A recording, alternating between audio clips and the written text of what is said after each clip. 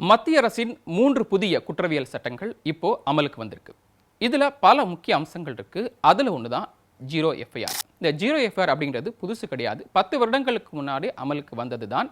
அதுல சில திருத்தங்கள் பண்ணியிருக்காங்க. ஏன்னா 3 புதிய குற்றவியல் சட்டங்களில் நிறைய திருத்தங்கள் பண்ணியிருக்காங்க. அதில் ஒன்று தான் ஜீரோ எஃப்ஐஆர். ஸோ இந்த ஜீரோ எஃப்ஐஆர்னா என்ன அப்படின்னு பார்க்கலாம். அதுக்கு முன்னாடி எஃப்ஐஆர் அப்படிங்கிறது என்னன்னு தெரிஞ்சுக்க வேண்டியது ஒரு அவசியமான விஷயமா இங்கே இருக்குது.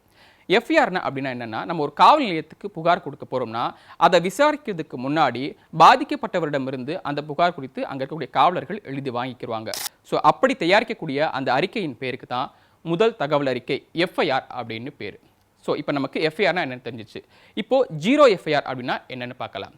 ஜீரோ எஃப்ஐஆர் அப்படிங்கிறது நிர்பயா வழக்கின் எதிரொலியாக கொண்டு வரப்பட்டது தான் ஜீரோ எஃப்ஐஆர். அதாவது ஒரு குற்றச்சம்பவம் நடக்குது அப்படின்னா, குற்றச்சம்பவமோ ஒரு நிகழ்வோ ஒரு இடத்துல நடக்குது அப்படின்னா, சம்பந்தப்பட்ட காவல் நிலையத்துக்கு போய் கொடுக்காம உடனடியாக அருகில் இருக்கக்கூடிய காவல் நிலையத்துக்கு போய் நம்ம எஃப்ஐஆரை பதிவு பண்ணுறோம் அப்படின்னா அதுக்கு பேர் தான் ஜீரோ எஃப்ஐஆர். அதை மறுக்காம அதோட அவசரத்தன்மை கருதி அங்கே இருக்கக்கூடிய காவல் நிலையத்தில் இருக்கக்கூடிய காவலர்கள் அதை எடுத்துக்குவாங்க.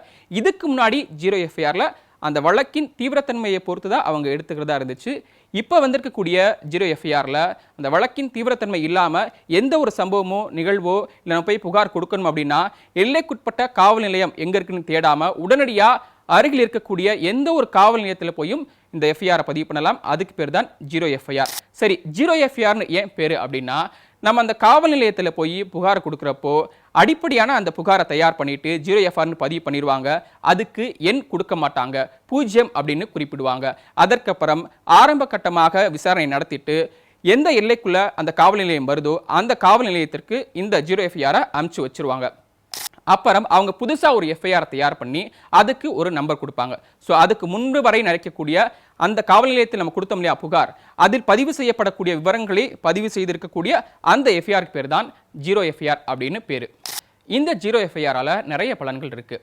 முன்னெல்லாம் நம்ம பார்த்தோம் அப்படின்னா, ஒரு டிராவல் பண்ணுறோம், ஒரு இடத்துலேருந்து இன்னொரு இடத்துக்கு போகிறோம் அப்படின்னா, ஒரு சம்பவம் நடக்குது அப்படின்னா அதை பற்றி நம்ம அருகில் இருக்கக்கூடிய காவல் நிலையத்துக்கு போகிறோம் அப்படின்னா அவங்க சில நேரம் எடுத்துக்க மாட்டாங்க. இது எங்கள் காவல் நிலையக்குள்ளே வரல, இந்த காவல் நிலையம் வேறு இடத்துல வருது, இந்த சம்பவம் குறித்து நீங்கள் அங்கே தான் கொடுக்கணும் அப்படின்னு சொல்லுவாங்க. இனி அப்படி அவங்க காவலர்கள் தவிர்க்க முடியாது.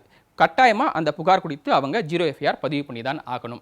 அது மட்டும் இல்லாமல் இப்போ நம்ம வீடே இருக்குது அப்படின்னா, நம்ம வீட்டுக்கு பக்கத்தில் கூட நம்ம நிறைய இடங்களில் பார்த்துருப்போம்.